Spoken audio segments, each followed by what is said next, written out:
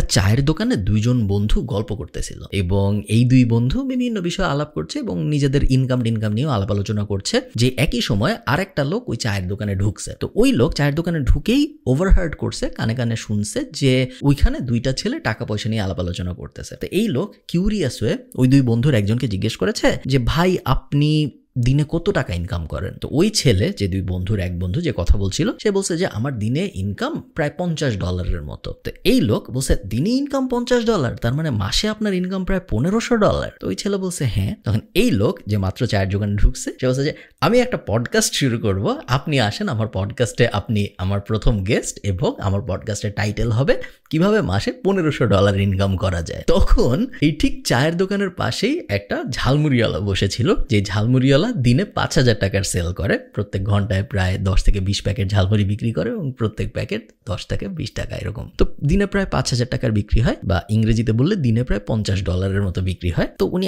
একজনকে ঝালমুড়ি বেচতেছিল, উনি ওটাকে বলল যে মামা এই ছেলেটা $1500 ইনকাম করে, ওকে পডকাস্টের জন্য ডাক দিল, আমিও তো $1500 ইনকাম করি, আমার দিনে 5000 টাকার ঝালমুড়ি বিক্রি হয়, তো আমার মাসে প্রায় $1500 আশপাশে হয়, আমাকে কেন ডাকে না কেউ?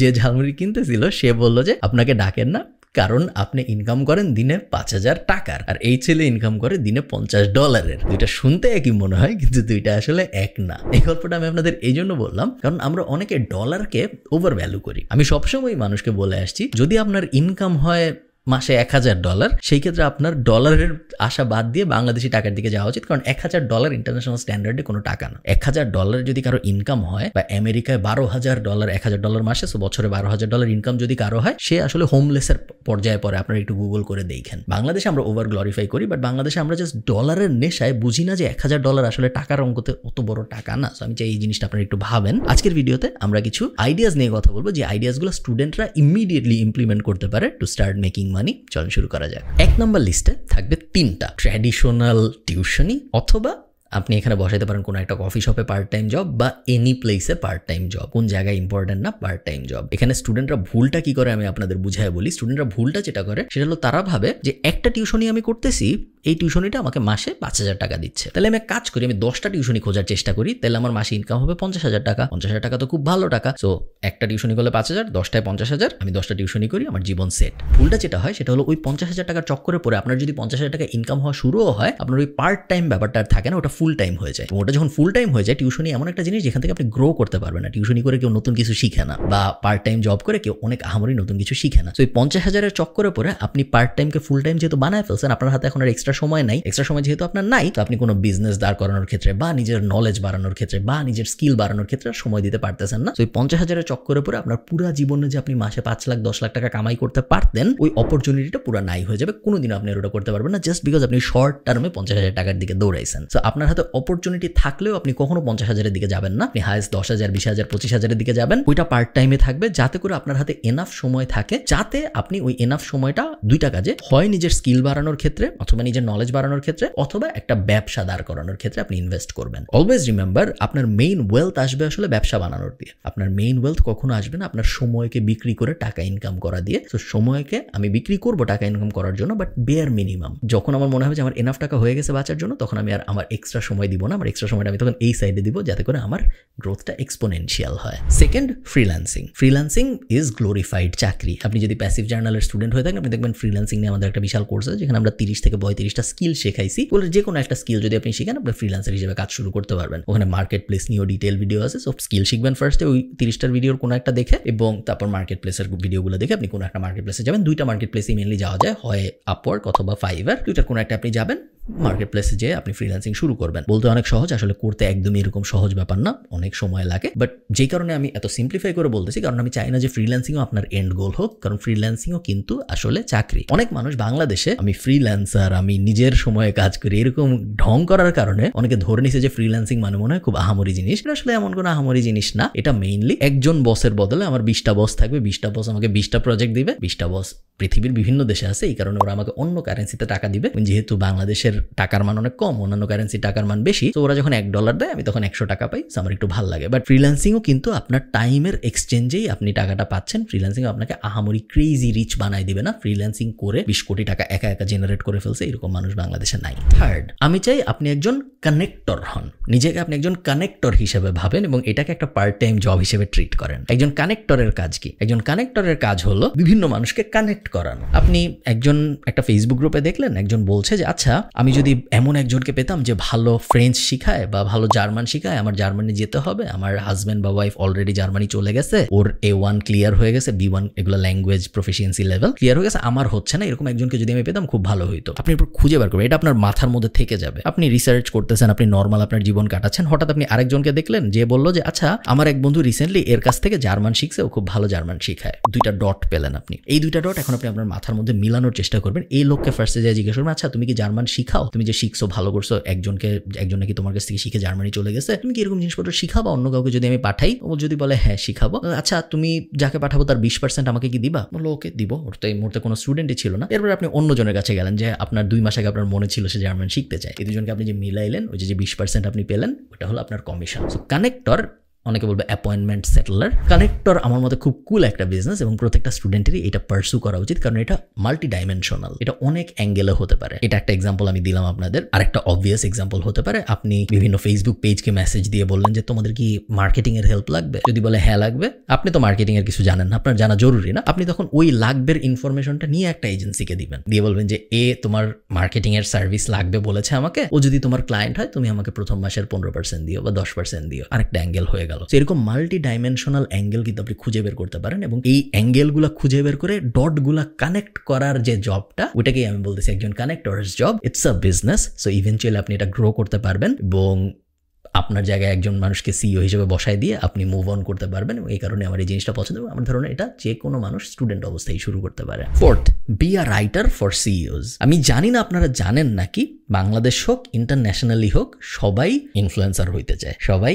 ক্রিয়েট করতে চায় কন্টেন্ট এবং সবাই ইম্প্যাক্ট রাখতে চায় সোসাইটিতে। তো একজন সিইওর বা একজন সি সুইট লেভেলের মানুষের বা একজন সিনিয়র কর্মকর্তার হাতে এত সময় নাই যে সে বসে বসে লিঙ্কডইনের জন্য কন্টেন্ট বানাবে বা সে বসে বসে ফেসবুকের জন্য কন্টেন্ট বানাবে, রিটার্ন ফর্মে কন্টেন্ট বানাবে, তারা তো সময় নাই। সো সে করে না, বাট সে কিন্তু চায়। এখন সোনালী ব্যাংকের যে এমডি, তার ইচ্ছা আছে, তার মনের গভীরে ইচ্ছা আছে, যে এক্সাম্পল হিসেবে বলতেছি, আপনারা ভাবেন না যে এক্স্যাক্টলি আমি সোনালী ব্যাংকের এমডির কথাই বলতেছি, তার মনের ভিতরে ইচ্ছা আছে যে লিঙ্কডইনে যদি আমার 1 লাখ ফলোয়ার থাকতো, যারা প্রত্যেক সপ্তাহে আমি আমার এই লম্বা ব্যাংকিং এক্সপিরিয়েন্স থেকে যা শিখেছি এটা আমি শেয়ার করবো, তারা অনেক দেখবে। সবাই এটা চায়, সবাই এটা লাইক করে, বাট অনেকে এটা রিয়ালাইজ করে না। অনেকে যারা রিয়ালাইজ করে তাদের হাতে তো সময় নেই যে তারা বসে বসে কন্টেন্ট লিখবে। তো আপনি কি করবেন? Be a writer for CEO's. আপনি এদের সাথে যোগাযোগ করবেন, আপনি এদের সাথে যোগাযোগ করে বলবেন যে ভাইয়া আমি প্রত্যেক মাসে 2 দিন আসবো, একটা টেপ রেকর্ডার নিয়ে আসবো, আমি আপনাকে বিভিন্ন জিনিস জিজ্ঞেস করবো, আপনি আমাকে গল্পের মতো করে বলবেন, এরপরে আমি বাসায় যাব, আপনার লিঙ্কডইনের জন্য আমি কন্টেন্ট সাজাবো, সুন্দর করে ফরম্যাট করবো, ইমেজ বসাবো, এই করবো সেই করবো, আমি পোস্ট করা শুরু করবো, আপনাকে একজন অথরিটি হিসেবে আমি দাঁড় করানো শুরু করবো।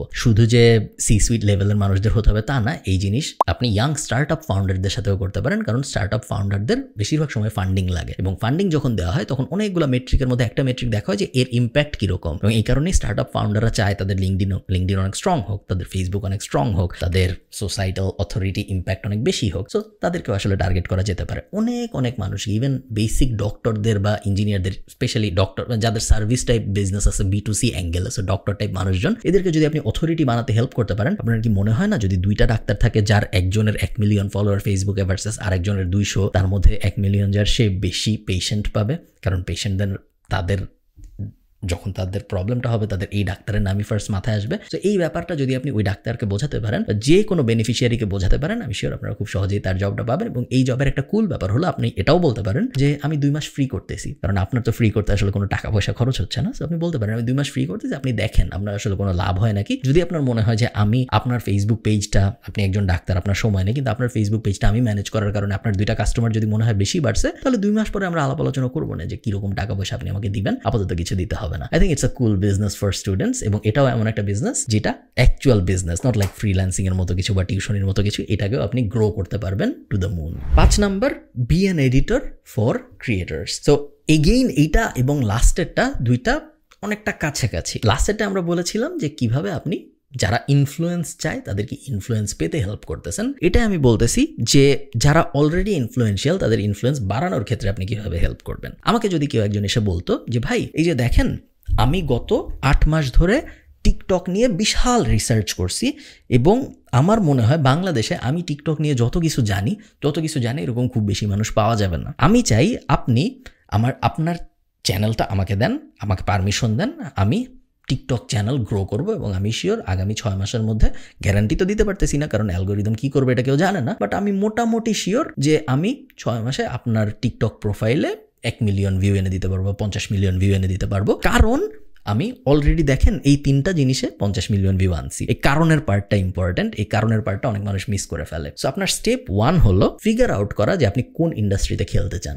টিকটক আমি জাস্ট একটা এক্সাম্পল হিসেবে বলতেছি, টিকটক হইতে হবে জরুরি না, যে কোনো প্ল্যাটফর্ম হইতে পারে। কোন ইন্ডাস্ট্রিতে আপনি খেলতে চান এটা ফার্স্ট আইডেন্টিফাই করা। সেকেন্ড, ওই ইন্ডাস্ট্রিতে নিজের কিছু এক্সাম্পল রেডি করা। আপনি ডাইরেক্ট এসে আরেকজনকে বলতে পারেন না যে ভাই তোমার কাজ আমি এখন থেকে করব, তোমার কাজ দিয়ে আমি শিখবো যে আসলে আমি যা যা থিওরি পড়ছি তা হয় নাকি। এরকম হলে হবে না। আপনার এক্সাম্পল দেখাইতে হবে যে এই ইনস্টাগ্রাম পেজটা 0 থেকে 10 মিলিয়নে বা 2 মিলিয়নে বা 50,000 সাবস্ক্রাইবারে আমি নিয়ে আসছি গত 6 মাসের ভিতরে, এবং এই 10টা স্ট্র্যাটেজি আমি ইউজ করছি এই 50,000-এর মধ্যে আসতে। এই কারণে তোমারটা আমাকে দেওয়া উচিত, কারণ যেহেতু আমি এই 10টা স্ট্র্যাটেজি ইউজ করে এই ইনস্টাগ্রামকে 0 থেকে 50,000 ফলোয়ারে আনতে পারছি, এই কারণে এই সেম 10টা স্ট্র্যাটেজি ইউজ করে তোমার অ্যাকাউন্টকেও আমি 0 থেকে 1 লাখ ফলোয়ারে নিতে পারবো। এই ফরম্যাটটা ইম্পর্টেন্ট। সেই ফরম্যাটটা ফিগার আউট করে আপনি যদি কাজ করা শুরু করেন, again this can be a very cool business for students.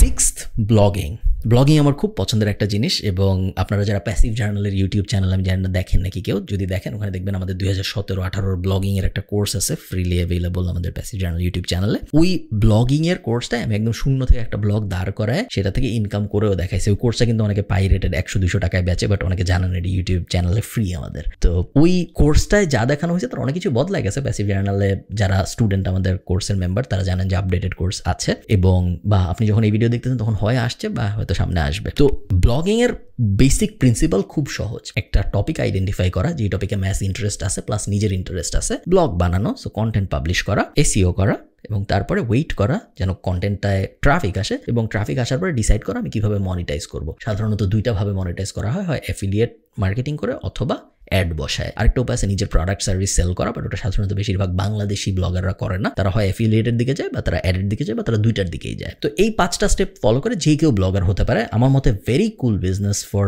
Any students to pursue. Even if you fail, যদি আপনি ফেইলও করেন তারপরেও একটা ব্লগ শুরু থেকে বানানোর এই জার্নিতে আপনি যা যা শিখবেন তা হার্ডলি আপনি অন্য কোনো কিছু একদম 0 থেকে দাঁড় করাইতে যে শিখবেন। সেই কারণে আমার মনে হয় সবারই নিজের জীবনে কোনো পর্যায়ে একটা ব্লগ বানানোর চেষ্টা করে দেখা উচিত যে সে আসলে পারে নাকি। লাস্ট আমাদের লিস্টে হলো স্টার্টিং আ ন্যাশনাল ড্রপশিপিং বিজনেস। ড্রপশিপিং এর কনসেপ্টের সাথে আপনারা যারা পরিচিত না, ড্রপশিপিং মানে হলো একজন মানুষ একটা প্রোডাক্ট বা সার্ভিস বেচে, আমার কাছে ওই প্রোডাক্ট বা সার্ভিসটা নাই, বাট আমি ওটা আবার বিক্রি করি, এবং যখন আমার কাছে কোনো একটা অর্ডার আসে আমি ওর কাছ থেকে একটা অর্ডার দিয়ে পাঠিয়ে দিই। সো মনে করেন আমি ঠিক করলাম আমি আজকের থেকে ক্যাননের ক্যামেরা বেচবো, তো আমার বাসায় তো ক্যাননের ক্যামেরা নাই এক্সট্রা বেচার জন্য। আমি একটা ফেসবুক পেজ খুললাম, আমি ক্যাননের ছবি আপলোড করলাম, ছবি তো গুগল করলেই পাওয়া যায়। আমি মার্কেটিং করা শুরু করলাম, প্যাসিভ জার্নালের ইউটিউব চ্যানেলে মার্কেটিং নিয়ে একটা ফ্রি কোর্স আছে, ওটা দেখে আমি মার্কেটিং করা শুরু করলাম। এখন আমার কাছে একটা ক্যাননের অর্ডার আসছে, এখন আমি কি করব? আমি অ্যাকচুয়াল যে ক্যানন বেচে তার কাছ থেকে অর্ডার দিয়ে ওই কাস্টমারকে পাঠিয়ে দিব। আমাকে যে অর্ডার দিছে তার কাছ থেকে আমি টাকা পাইছি, আমি বলছি যে ভাই ওয়েট করেন 7 দিনের মধ্যে আপনার কাছে ক্যামেরা চলে যাবে। এরপরে অ্যাকচুয়াল যে ক্যামেরা বেচে তার কাছে যে আমি বলছি যে ভাই এই ঠিকানায় একটা ক্যামেরা পাঠান, আমি টাকা দিয়ে দিচ্ছি। এই কনসেপ্টটাকেই বলে হলো ড্রপ শিপিং, এবং আমি মনে করি এই জিনিসটা আপনারা অনেক কিছু নিয়ে করতে পারেন। বাংলাদেশি অনেক টি শার্ট কোম্পানি আছে যাদের easily T shirt drop ship করা সম্ভব। বাংলাদেশে অনেক মধুর কোম্পানি আছে, শাড়ির কোম্পানি আছে, বইয়ের কোম্পানি আছে, কোম্পানির কোনো অভাব নেই যাদের সবার উপরে আপনি একটা ড্রপ শিপিং লেয়ার বসাইতে পারেন। আপনার ওই প্রোডাক্ট ধরতে হবে না কোনোদিন, আপনার ওই সার্ভিস ধরতে হবে না কোনোদিন, বাট খুব কুল এবং ইজি উপায়, একদম সহজ ডাল ভাত পদ্ধতিতে আপনি ওই বিজনেসের উপরে একটা ড্রপশিপ লেয়ার বসায় ওই বিজনেসেরও লাভ, কারণ ওদের কাস্টমার বাড়তেছে, ওদের অর্ডার বাড়তেছে, এবং আপনারও লাভ, কারণ আপনার এমন কোনো আহামরি কষ্ট করতে হচ্ছে না এরকম একটা বিজনেস দাঁড় করাইতে, কারণ আপনি আসলে মার্কেটিং ছাড়া এবং বেসিক লেআউট বিল্ডিং ছাড়া তেমন কিছু করতেছেন না। না আপনি ডেলিভারি দিচ্ছেন, না আপনি প্রোডাক্ট স্টক করতেছেন, সো আপ ফ্রন্ট খরচ হচ্ছে না আপনার খুব বেশি, আপনি জাস্ট মার্কেটিং করতেছেন, আপনি জাস্ট একটা বেসিক স্টোর ফ্রন্ট বানাইছেন। সো আমি চাই আপনার এই ব্যাপারটা নিয়ে একটু এক্সপ্লোর করেন। আমার ধারণা না বেশিরভাগ স্টুডেন্ট, একটু যারা বড় স্টুডেন্টস, যারা ইউনিভার্সিটিতে পড়তেছেন অলরেডি এবং আমার ভিডিও দেখেন, তাদের জন্য আমার মতে national drop shipping upfront store type একটা সলিউশন বানানো এবং তারপর বিভিন্ন প্রোডাক্ট বা সার্ভিস ট্রাই করা বাংলাদেশের মার্কেটের জন্য বেশ মজার একটা অভিজ্ঞতা হতে পারে। এই তো এগুলো আমার মতে খুব ইন্টারেস্টিং কিছু উপায় স্টুডেন্টদের টাকা আয় করার জন্য। আবারও আমি মেইন ফিলোসফিটা বলে রাখি আপনাদের, অবশ্যই এন্ড গোল হইল বিজনেস দাঁড় করানো। এন্ড গোল এইটা না যে ইমিডিয়েটলি আমি কত বেশি টাকা আয় করতে পারি, এন্ড গোল হইল প্রপার ফরম্যাটে প্রপার বিজনেস দাঁড় করানো, যেন ইভেনচুয়ালি আমার অনেক টাকা আয় রোজগার হয়। এই ব্যাপারটা আপনারা ভুলবেন না। ভালো থাকেন, সবার সাথে দেখা হবে পরে কোনো একটা ভিডিওতে। টাটা।